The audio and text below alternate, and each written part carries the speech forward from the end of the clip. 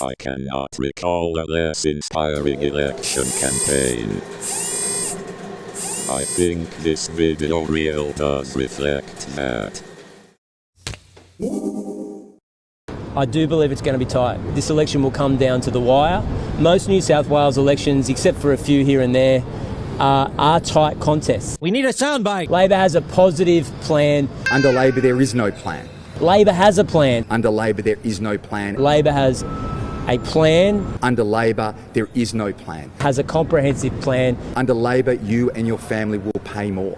We've got a comprehensive plan. There is a clear choice at this election. We cannot risk a Labor government. It's time for a change in New South Wales. A clear choice. Change in New South Wales. Clear choice. It's time for change in New South Wales. Clear choice. Change. Clear choice. Change. The choice. Change. Clear choice. Change.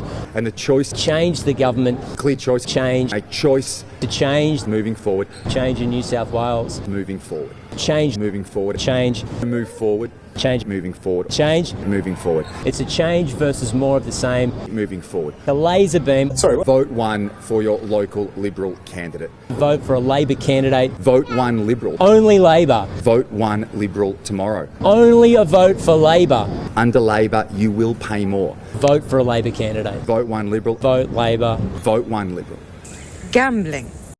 It's a real problem for the Labor candidate. That's weak sauce. I'm really disappointed.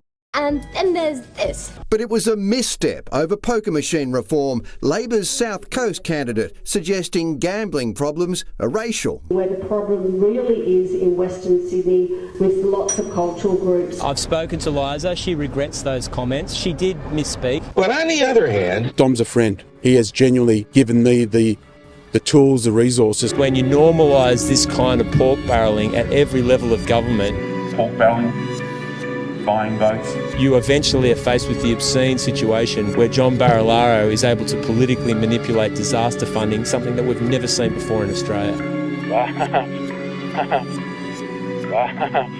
Okay, well that was really something. What about some more ACDC?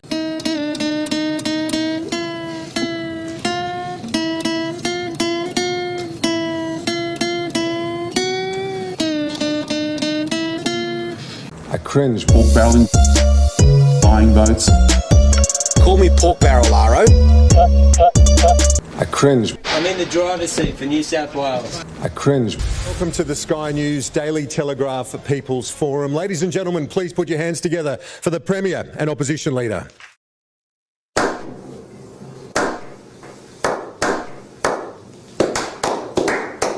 The network component of an energy bill today is $200 lower than it was prior to that transaction. The network component, which is what that decision related to. You can lip read? Yeah. replay that last transmission. Crikey dingo, crikey dingo, crikey dingo, crikey dingo, crikey dingo. That move. Crunch the numbers, a screen of dreams. That move. The magic number is 47. That's the number of seats needed to form majority government. You were asked, would you accept support of the crossbench to form government if you're in minority? You both said no. Let's just be upfront and say, of course you would if you've got the most seats. That old chestnut. No. I mean, so you're saying flat out you're going to send people back to the polls until you get a majority? No, what we will say is that we will have our legislation looked at on merit. And in New South Wales at the moment, we are in a minority government situation. We put forward bills into the parliament. But you'll accept the support of the crossbench with motions of confidence and supply. Yeah, okay. Same for you. So, well, if they want to support us, great. Of course we'll accept their support. Sure. But we're not doing any deals with independents or crossbenchers or minor parties or the Greens. You said in the past that you won't be doing any deals, for example, with the Greens, but it really does depend on tomorrow's result. Have you thought about it that you may be forced to negotiate? No, we're running on our platform. We're going to put that platform to the floor of the Legislative Assembly. We're happy for other parties and minor parties to support our platform for New South Wales, but we're not going to be doing deals with minor parties or the Greens or anyone else. There's real reasons for that. I think that the horse trading that the crossbench and the independents have been speaking about for the last few weeks is the definition of putting the cart before the horse. No one has been elected yet. Most people in New South Wales haven't even voted, and the responsibility of all political parties is to put your platform to the floor, and it's up to the people of this state to make a decision. Day off? How much sleep did you get last night? Actually, I got a full night's sleep. It was pretty good. Hard-hitting stuff. It's time for a change in New South Wales. Chris, are you a superstitious man? Yes. Is rain on election day good or bad? I'm not sure. Well, they say rain on a wedding day is good, right? Rain on a wedding day is good. So, look. Maybe it's good luck. Polls don't always get it right. Chris, at the moment, given those polls, a hung parliament looks likely at this stage. Would you be willing to work with those crossbenchers to secure a majority, a working majority? No, we're not interested in doing deals with crossbenchers. That remains to be seen. Final pitch. Change. We've got a comprehensive plan. How did you sleep? Always asking probing questions.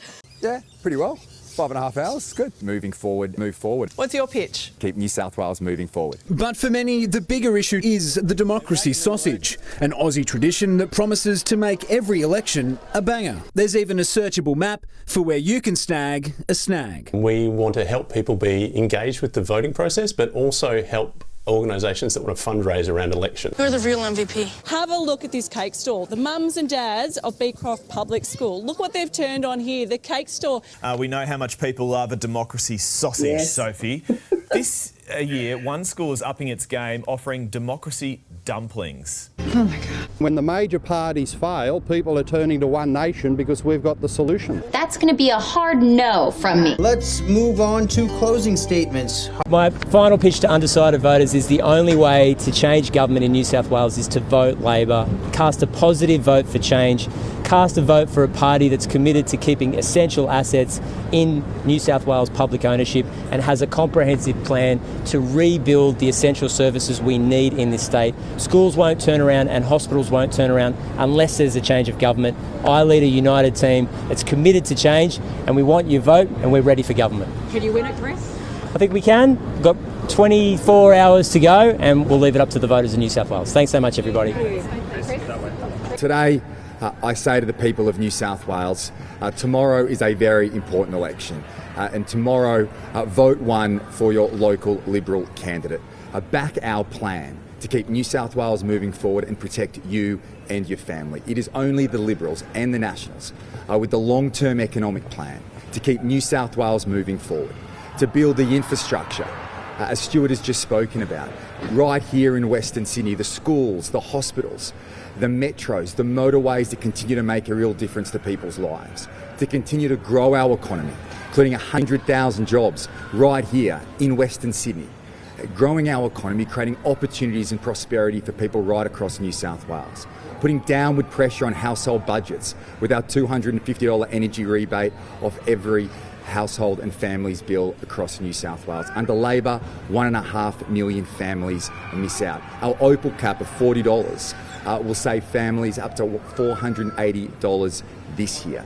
$480 back into the hip pockets of families right across our great city and state. This is all about making sure we continue to move forward. We put downward pressure on household budgets today, but ultimately set up the financial security of our future. An investment in our children through our kids' accounts, giving children right across New South Wales the opportunity to leave school with up to $49,000, which they can invest in their education, further training, as well as getting a deposit for their new home. Abolishing stamp duty for first home buyers, not just for their first home, but giving them that choice for life so they can get the keys to their very first home faster, and ultimately as their family grows, they can continue to afford a new home in this great state. There is a clear choice at this election. We cannot risk a Labor government. Under Labor, you and your family will pay more. So I can say to the people of New South Wales, tomorrow is a very important day. It's a very important day for the people of our state and for our future. Back our plan, our economic plan, now and into the future. It's our plan, the Liberals and Nationals, that will protect you and your family and ensure that New South Wales is set up for generations to come. I can't believe we finally got our big ending. So, that wraps up one of the dullest election campaign I can remember. It has the distinct whiff of poop versus poop light. Two-party politics, am I right? I rate it 1 out of 5 pickles.